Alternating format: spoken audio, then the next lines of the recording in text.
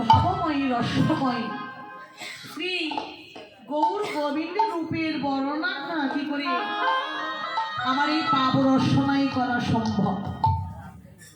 কখনো সেই গৌর গোবিন্দের রূপ বর্ণনা আমার এই পাপ রসনাই করা সম্ভব নয়।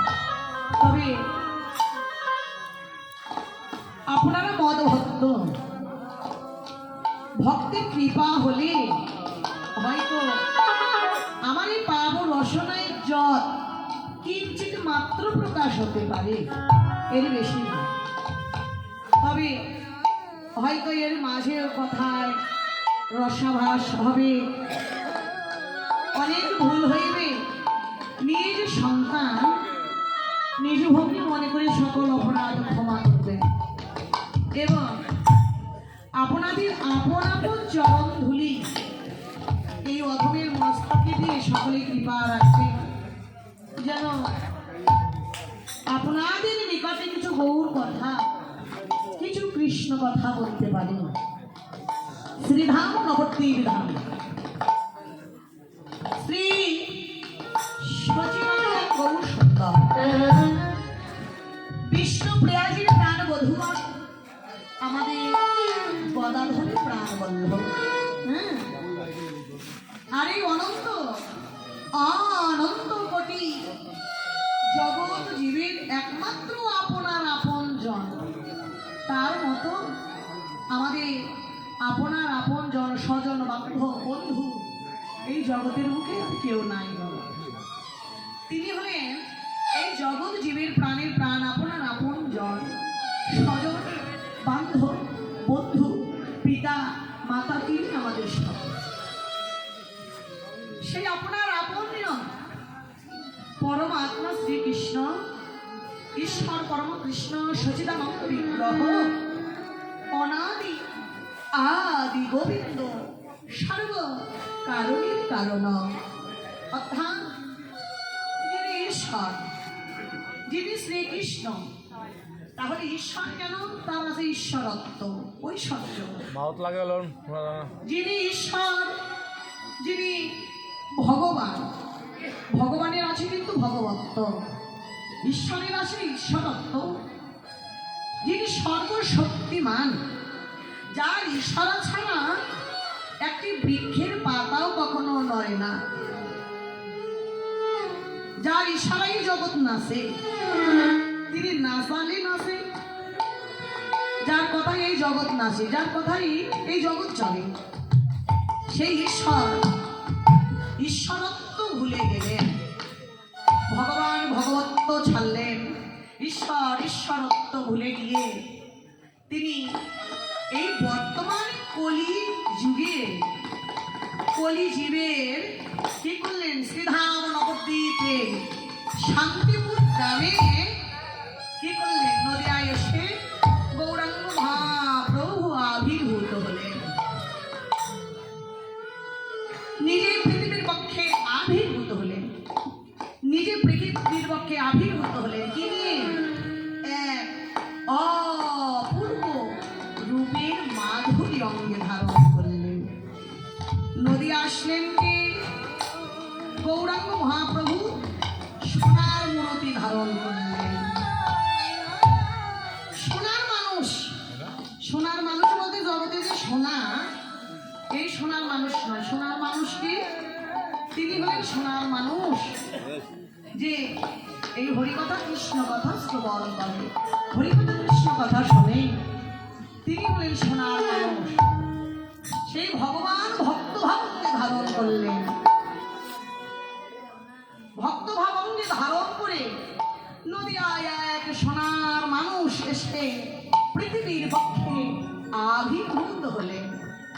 বৈষ্ণব পদকর্তা শ্রী গৌরাঙ্গ রূপে নয়ন দিয়ে একটি পদ রচনা করলেন, দামিনী দাম। দামিনী, দামিনী শব্দের অর্থ হলো মেঘ, আর দাম শব্দের অর্থ হলো বিজলী। দেখবেন যাকে বলা হয় বিদ্যুৎ মালা, দেখবেন আকাশে যখন মেঘ জমে তখন কি হয়? ওই মেঘে বিদ্যুৎ লুকাইয়ে থাকে। আবার মেঘে মেঘে ঘর্ষণ হলে তখন কিন্তু বিদ্যুৎ চমকায়। তো এই রূপ দর্শন করলেন কে? নদিয়ার এক নাগরিক। হ্যাঁ, কি করলেন? সাঁঝের বেলা শূন্য এক গাগরি কাকে করলেন? শূন্য গাগরি কাকে করে জল ভরিতে গেলেন সুরধ্বনি গঙ্গার কূলে। আগে যুগে বধূরা শূন্য গাগরি কাকে করে কিন্তু যমুনায় জল ভরতে যেত, নদীতে জল ভরতে যেত। এখন আর এই কষ্ট করতে হয় না। আজকালকার বধূদের কিন্তু অনেক সুখ হয়েছে, তাই না? ঘরে বসে সুইচে টিভি দিলেই জল পড়ে যায় ঝর্ণা থেকে, কত সুবিধা হয়েছে। তো নদিয়ার এক নাগরিক শূন্য গাগরি কাকে করে গেলেন সুরধ্বনিতে জল ভরতে। সুরধ্বনিতে জল ভরতে গিয়ে হঠাৎ ওই সুরধ্বনি গঙ্গার কূলে ওই রূপের মানুষ, সোনার মানুষকে নয়নে দর্শন করলেন। কতক্ষণ দর্শন করলেন? দেখবেন, আমরা যেমন আমাদের এই জগতের বুকে বহু উপাদেয় দ্রব্য আমরা ভোজন করে থাকি বাবা, তাই না? যা এখানে দেখবেন, আজকে আমরা অনেকেই ভোজন করলাম, অনেক ভক্ত ভোজন করেছে, অনেক প্রকারের তরি তরকারি দিয়ে সুন্দর একটি সবজি করেছিলেন, সুস্বাদু। তো কতক্ষণ আমরা ভোজন করছি? আপনারা কতক্ষণ ভোজন করেছেন? যতক্ষণ আমাদের এই উদরটুকু পূর্ণ না হয়েছে, তাই না? যতক্ষণ উদরটুকু পূর্ণ না হয় ততক্ষণই কিন্তু আমরা ভোজন করতে পারবো, ঠিক কি না? যদি উদর পরিপূর্ণ হয়, উদর যদি পরিপূর্ণ হয়ে যায়, পূর্ণ হয়ে যায়, সে সময় কি আমরা ভোজন করতে পারবো? কেন পারবো না? এখানে তো ফ্রি, টাকা পয়সা লাগছে না। তাহলে একেবারে কালকের জন্য কালকের মতো আমরা খেয়ে নেব, তাই না? তাই মিসেল, তাহলে লক্ষ্য করে দেখবেন, উদর যখন পূর্ণ হয়ে যায় তখন কিন্তু আমরা যদি মনে করি একেবারে রাতের মনে খেয়ে নেব, আর রাত্রে আমরা ভোজন করব না, এটা ভেবে যদি আমরা উদর পূর্ণ হলে আমরা যদি ভোজন করি, তাহলে কি হবে? এই উদরে ধরে রাখতে পারবো না। কি হবে? উদ্গার হবে। উদ্গার শব্দের অর্থ হলো বমন। কেউ যদি বেশি ভোজন করে তাহলে কিন্তু উদ্গার হতে থাকবে, বমন হতে থাকবে। ঠিক তেমনি নদিয়ার নাগরিকে কতক্ষণ ওই গৌর মূরতি দর্শন করলেন। দেখেন, নদিয়ার নাগরিক ওই শূন্য গাগরি শূন্যই রইল, গেলেন জল ভর্তি রূপের মানুষকে দেখে নদিয়ার নাগরিক আর জল ভরা হলো। একেবারে ওই রূপের মানুষকে দেখে নদিয়ার নাগরিকই ভুলে গেলেন ওই রূপের মানুষের রূপে। জল ভরায় আর তো হলোই না, শূন্য গাগরি শূন্য রইল। আর এই নদিয়ার নাগরিকটির হৃদয় যেন গৌর প্রেমে পূর্ণ হয়ে গেল। হৃদয়টা গৌর প্রেমে পূর্ণ হয়েছে, কিন্তু তবু ওই নাগরিক, ওই গৌর রূপ মাধুরী মা ওই রূপের মানুষকে নয়নে দর্শন করেই চলেছে। যখন হৃদয় পূর্ণ হয়ে গেছে তখন আর পক্ষে ধরে রাখতে পারলেন না আমার শ্রী গৌরাঙ্গ রূপের কথা। শূন্য গাগরি শূন্য করে হৃদয় গৌর প্রেমে পূর্ণ করে নদিয়ার নাগরিক ঘরে ফিরে আসলেন। এবার ঘরে এসে কি করলেন? দেখেন, ঘরে এসে নদিয়ার নাগরিক অন্যান্য নাগরিকদের নিকটে ডাকলেন। দেখবেন আমাদেরও কিন্তু নিকটের মানুষ আছে, ভালোবাসার মানুষ আছে। কিছু দেখলে বা কিছু কর্ম করলে আমরা কিন্তু তাদের কাছে প্রকাশ করি, যাকে বলা হয় বান্ধবী। তো নদিয়ার নাগরিক কি করলেন? তার অন্যান্য নাগরিকদের ডাকলেন, ডেকে ডেকে বলতে লাগলেন সেই গৌরাঙ্গ রূপের কথা। বললেন, স্বজনেরে দেখ, আমি আজ সাঁঝের বেলা শূন্য গাগরি কাকে করে সুরধ্বনিতে গিয়েছিলাম জল ভরতে। সেখানে জল ভরতে গিয়ে একটি রূপের মানুষকে আমি নয়নে দর্শন করলাম। কি তার রূপের মূরতি, এমনই তার রূপের দীপ্তি, এমনই তার রূপের প্রভা, এমনই তার রূপের ছটা, এমনই সেই জগৎ পাগল করা মূরতি, দেখলেই যেন নয়ন ভরে যায়। নদিয়ার নাগরিকের কথা বলার ভঙ্গিমা দেখে অন্যান্য নাগরিকদের লালসা বেড়ে গেল শুনবার জন্য। দেখবেন অনেক ভক্ত বাবা ভাগবতীয় পাঠ করে, গীতা পাঠ করে, হরি কথা বলে, কৃষ্ণ কথা বলে, তবে কোনোটাই কিন্তু খারাপ নয় বাবা, সবগুলো কথাই ভালো।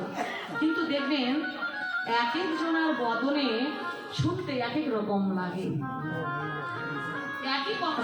একই কথা বলছেন, কারো বদনে শুনবার ইচ্ছে জাগে, আবার কারো বদনে অতটা ভালো লাগে না। কেন? বক্তার বলার ভঙ্গিমা যদি ভালো না হয়, সেই বদনে শুনে কোনোদিন কখনো আনন্দ হয় না, ভালো লাগে না। আর বলার একটু ভঙ্গিমা যদি ভালো হয়, তাহলে ওই বদনে শুনে যেন শুনিবার ইচ্ছে বেড়ে যায়। তো নদিয়ার নাগরিক এমন ভাবে বলছে, তার গলার ভঙ্গিমা দেখে অন্যান্য নাগরিকদের লালসা বেড়ে গেল শুনবার জন্য। বললেন, দেখ সজনী, তুই যে রূপের মানুষকে দেখেছি, ওই রূপের মূরতি তো আমাদের দেখার সৌভাগ্য হলো না। দেখ, তুই যখন দেখেছিস একবার, তোর ওই স্ত্রী বদনে ওই রূপের মূরতির কথা একবার আমাদের কাছে খুলে বল। আমরা না হয় তোর স্ত্রী বদনে শুনি, আমরাও একটু ধন্য হই। বল না রে, তুই কেমন রূপের মানুষকে দেখেছিস? নাগরিক বলল, কি আর বলব ওই রূপের কথা, হ্যাঁ, এমনই রূপ আমার এই এক বদনে বলা কখনো সম্ভব নয়। আরে বিধি যদি সহস্র কোটি বদন দিত, হয়তো ওই রূপের কথা সহস্র কোটি বদনে বলতে পারতাম। তবে দেখ, তোরা যখন শুনবি, তোদের কাছে আমি বলি ওই রূপের কথা। আমি দেখলাম কি দামিনী, দামিনী, দামিনী শব্দের অর্থ হলো মেয়ে, নাম শব্দের অর্থ হলো বিজলী। আকাশে যখন মেঘ লাগে, মেঘে বিদ্যুৎ লুকাইয়ে থাকে। আর মেঘ লাগলে কি হয় বাবা? জগৎটা অন্ধকার হয়ে যায়, যায় না? জগৎ কিন্তু অন্ধকার হয়ে যায়। আর সেখানে কি হয়? মেঘে বিদ্যুৎ লুকাইয়ে থাকে। আবার ওই মেঘে মেঘে যখন ঘর্ষণ হয়, তখন বিদ্যুৎ চমকায়। আর বিদ্যুৎ চমকালে কি হয়? কিছুক্ষণের জন্য হলেও অন্ধকার নাশ হয়। কি হয়? আলোকিত করে। কিছুক্ষণের জন্য হলেও কিন্তু জগৎটা আলোকিত হয়। সেখানে দেখলাম শত শত বিদ্যুৎ মালাকে যদি পঞ্চভূত করা হয়, একীভূত করা হয়, ওই শত বিদ্যুৎ মালার যে ছটা, আমার শ্রী গৌরাঙ্গ রূপের কাছে ওই শত বিদ্যুৎ মালাও যেন প্রতিবিম্বিত, শত বিদ্যুৎ মালাও যেন হার মেনেছে। ওই শত বিদ্যুৎ মালাও যেন গৌরবের কাছে তুচ্ছাদিত। সেখানে দেখ, আমি নদিয়ায় দর্শন করলাম কি? দেখ, এক অপূর্ব রূপের মূরতি। সেখানে মেঘ লেগেছে কোথায় জানি? নদিয়ার নাগরিকেতে বললেন, সজনী রে, এমন এক রূপের মানুষ এসেছে। আমি দেখিলাম কি জানিস সজনী? দেখলাম কৃষ্ণ প্রেমে মেঘে লেগেছে।